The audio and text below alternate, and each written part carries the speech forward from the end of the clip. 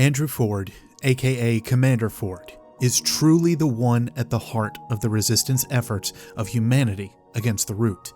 If it were not for him and his knowledge of the facilities called wards, then humanity may be even more splintered off than it is now, and fighting our way to a staging ground that is vital to ending the menace of the Root may never have been possible. Heck, him existing is the reason we even have a little bit of a clue of how we can fight against them. Andrew left us all the tools we may need in order to start our journey. He left us messages and information on how to combat the Root and other threats throughout the worlds. He gave us the ability to use the World Stones, which were vital to our journey. And most importantly, he left his legacy in the form of a family that has sacrificed so much in order to keep the Ward and its people safe. Ford's story is an important one. It's one that requires us to dig into things further and fully before we can continue on with our journey. Ford is the stepping stone, however, not the answer. And above all, he's human. His mistakes are many. This is the profile of Commander Andrew Ford, the first World Walker.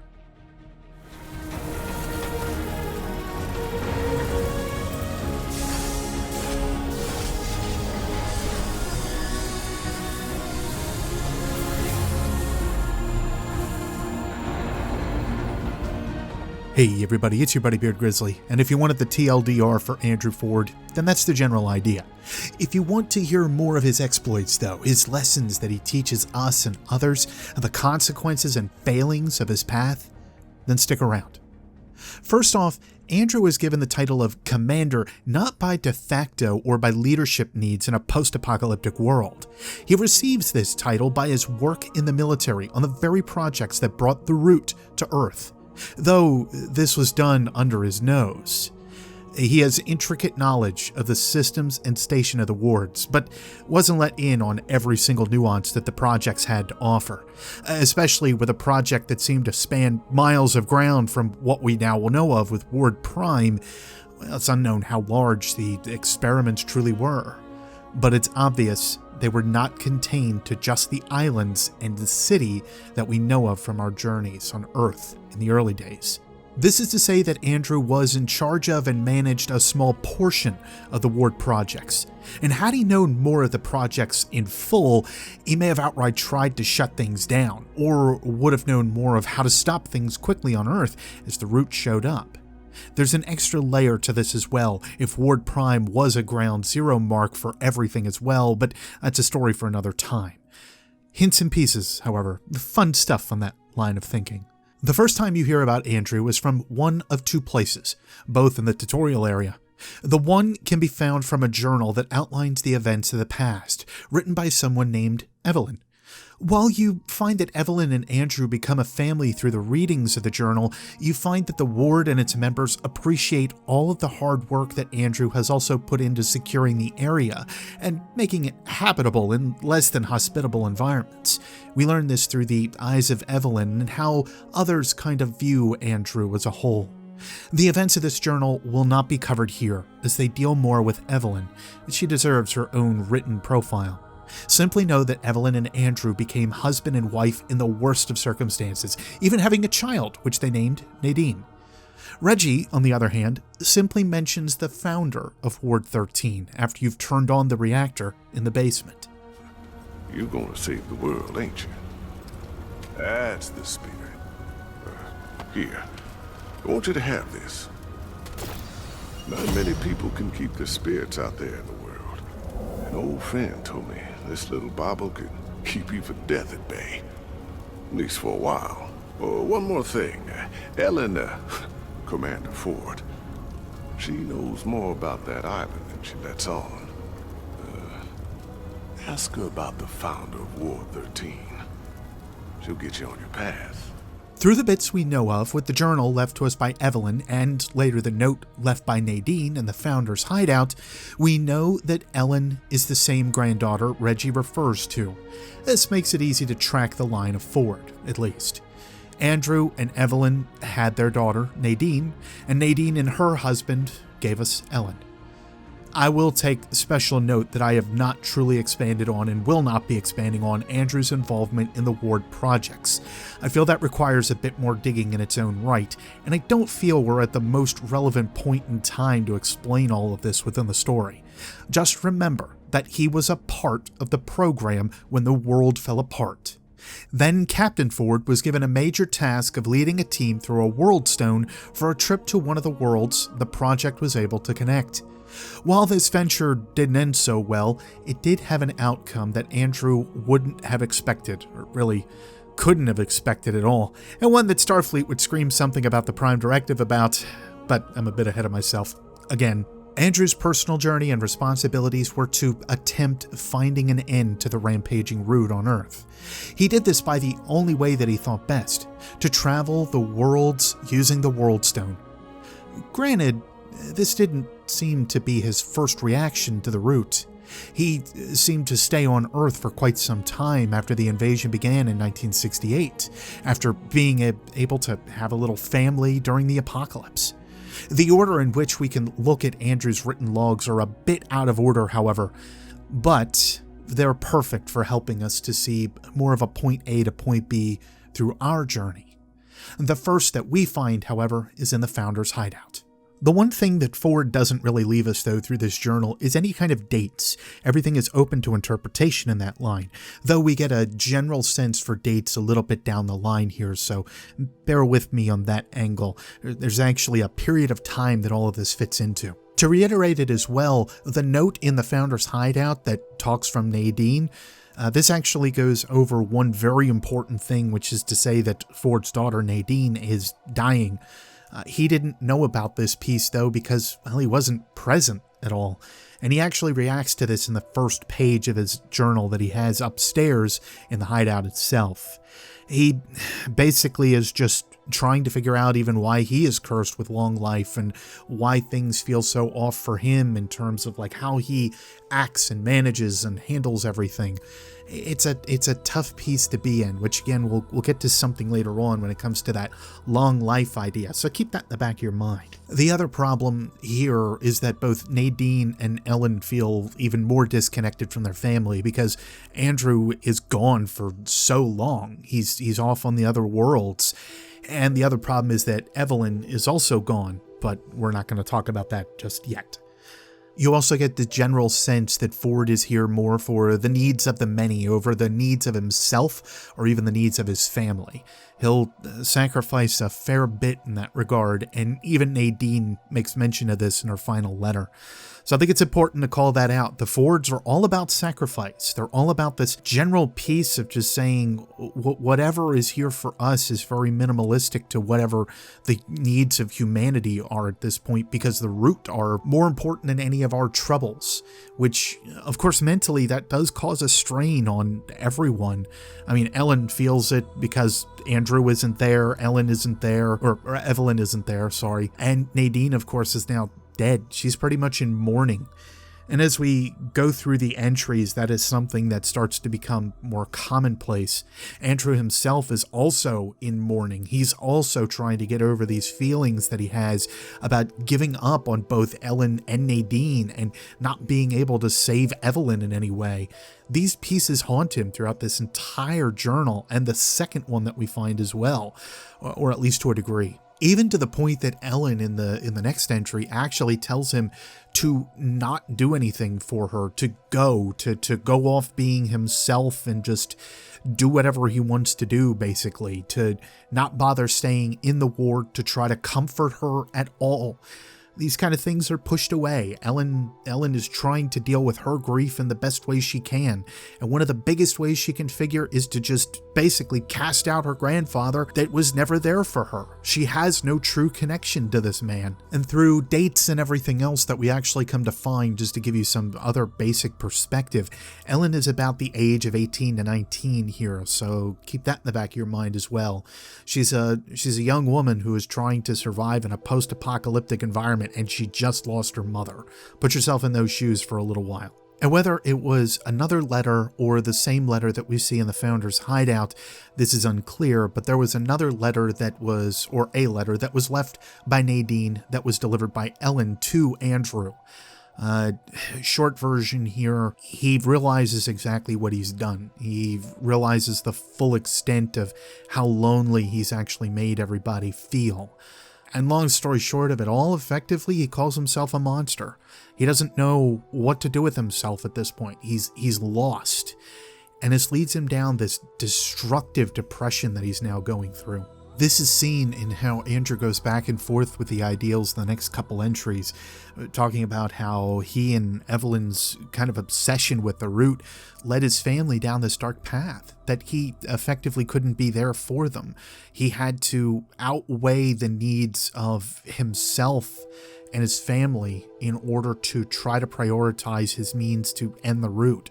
For all he knows, he's realistically one of the only people on Earth that would have the knowledge that could actually take care of all of this. And it leads him down these couple different pieces. Again, fighting with the idea of being with Evelyn and fighting against the root, having this obsession with them, or just scrapping it all and tossing it out. And even then, in the same thought, basically saying, I have all the pieces I need. I could continue to look for a means to end all of this, to fight against the root. So all of these conflicting ideas are now fighting inside of him. His grief is building up. His depression is building up. He's lost in terms of which way he wants to go.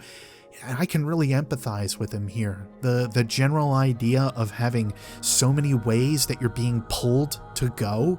Just put yourself in those shoes for a little while. Think about how you may react in that regard, and how you as a person could think on being a father, being a husband, being the sole person that could save Earth, and then in also doing so, casting out everything that you know of with your family. That's a lot of rough stuff to go through, and I think it's well emphasized here. It all comes to a head, though, when you start to get to the next couple pages. Andrew's sanity is failing. He goes through this moment where he just snaps, and he writes in a page of his journal here to simply say, burn it all. And after this real instance of just losing his mind, he has this moment of clarity, realizing what he's done.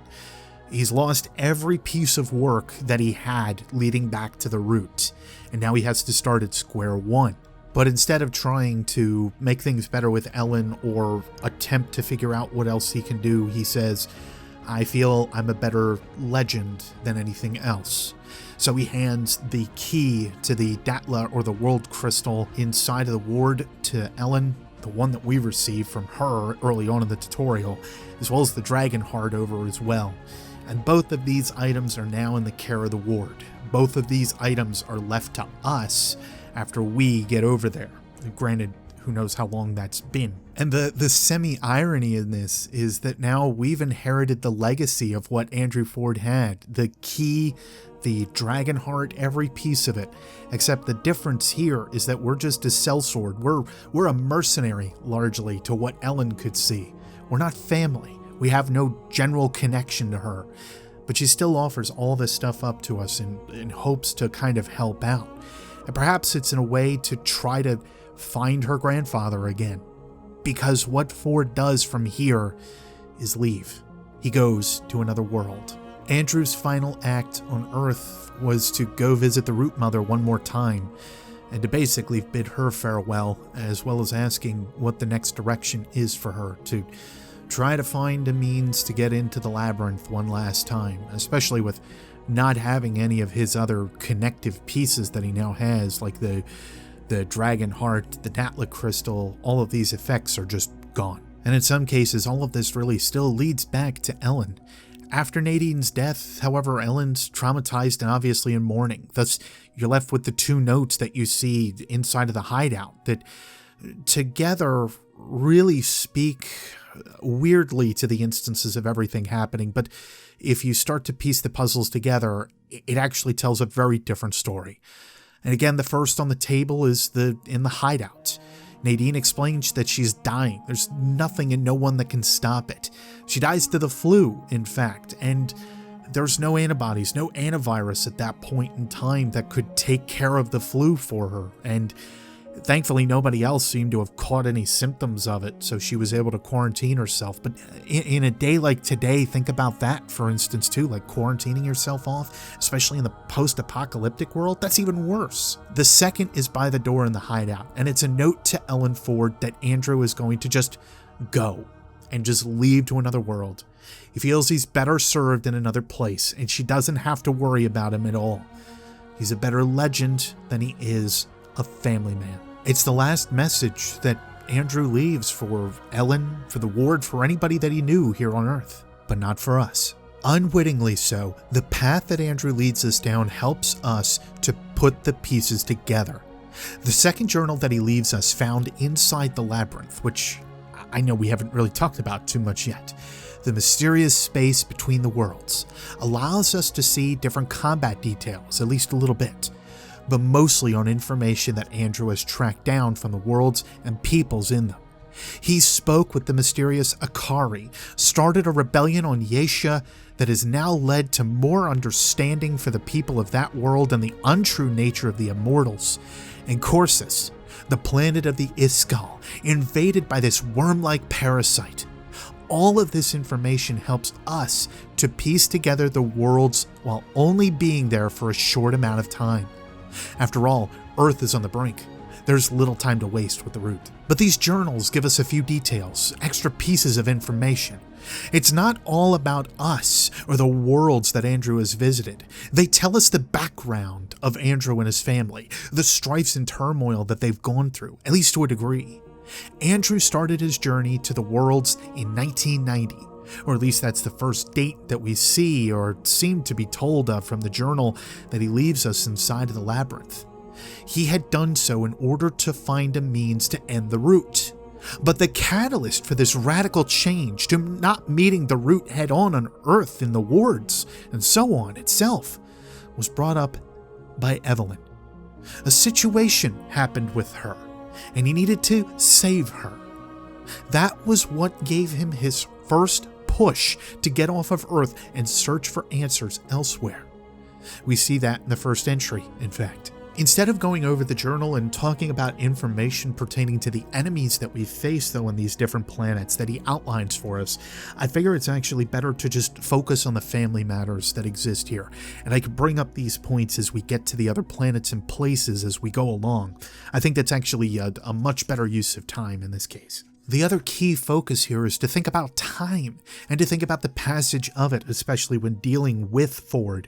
Again, the events here in this journal start in 1990, and the events that we actually just got done covering happen sometime in 2028 or 2029.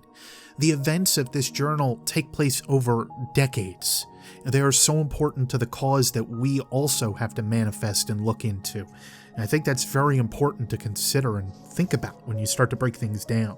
At one point in time, Andrew actually seems to spend years, like 6 to 7 years, away from the ward and just on the other planets, just looking around, trying to figure out what else is going on here, to try to figure out exactly what he can do against the root, looking for any kind of answer. He may find something on Rom and then forgets about it and moves on to the next thing. He just goes from place to place, attempting to figure out exactly what to do, and he gets so caught up in this issue. I can't fault the man for that. I can't fault him for wanting to find a means in order to end the root and end the cause of every kind of strife that has actually led to any kind of destructive whim that he's ever had in his life. Most of this, of course, has led to him having his family that he does, so you can make the argument of wanting to appreciate what's in the moment, but clearly spending this much time out there is a show of how much Andrew cares to fix everything for his family, if not immediate, then into the future. And this is really where it all comes crashing down for him. This is really the end of everything for him in 2029. After spending pretty well several years out on Corsus attempting to figure out some means to fix everything, that's where it ends for him. He returns back to the ward, and we cover the events that we just went over. And this happens somewhere again in 2028 to 2029, the ending date being 2029 for sure. It happened over the course of several months, however. But before the final entry, there's something Andrew hadn't done in months. Go back to the ward to see his family. Upon returning, he finds that his daughter, Nadine, is dead, and he wasn't there for her. He wasn't there for Ellen. He couldn't stop Evelyn from doing what she thought was right. Andrew goes into a bit of a serious and destructive depression. Over the course of a couple months, he questions what he's been doing over the past 20 or more years, even going so far as to call himself a monster. With the added context that we gain from the Labyrinth's journal, we find all of the pieces that we've been missing. And now we get to the end of the journal in the Labyrinth. The end of Andrew's seeming involvement with all of this. His spirit broken and destitute. He goes to find Navoon of the Pan on Yesha, the only group that seems to accept him for who he is. To what end? Well, we'll come to that eventually. And for those that don't know Yesha, where is this place? What is the connection that Andrew feels for it and this Navoon? Revolution is afoot on Yesha. The truth has been revealed to the Pan. Andrew can do some good for them at least, right? Where he failed his family, where he failed his ward, where he failed his planet, he could at least do some good for them. But there is one more curious point about Andrew. His age. Becoming a captain in the military takes some time, and I would place it at minimum around 24 years of age before Andrew would have been a captain. Now, that's with the idea that things may have been peaceful and everything went exactly proper for him within his military tenure. This alternate world Earth had just gone through World War II and whatnot, possibly. But 1968 would place them in the middle of the Vietnam War, if, again, that is also true. Let's go with a nice round 25 years of age, however. Setting up this minimum age is somewhat important, since if this is the case, in 1990, when Andrew had set out for his second excursion into the other worlds, he would have been about 47. Then we look at the dates listed in the journal in the Labyrinth. November 2029 is the final date listed to us in that book. This would put Andrew at age around 85 to 86. And I have to tell you, he's looking mighty good for that age, even if I'm not really showing or revealing his look just yet. This also assumes that we are looking for Andrew immediately after this log was written. We're not considering that it took another several years before we came along to hunt for Andrew, and an answer to the root. There's one other piece we need to also consider, and that is the age of Ellen Ford. Through the journals, we find that she was born in 2011, or right around. This would mean at 18, she took on the responsibilities left to her by her mother, which includes and covers everything and everyone within Ward 13. And with Andrew nowhere to be found, nothing about Evelyn, no other help at all, it was pretty well all left to Ellen.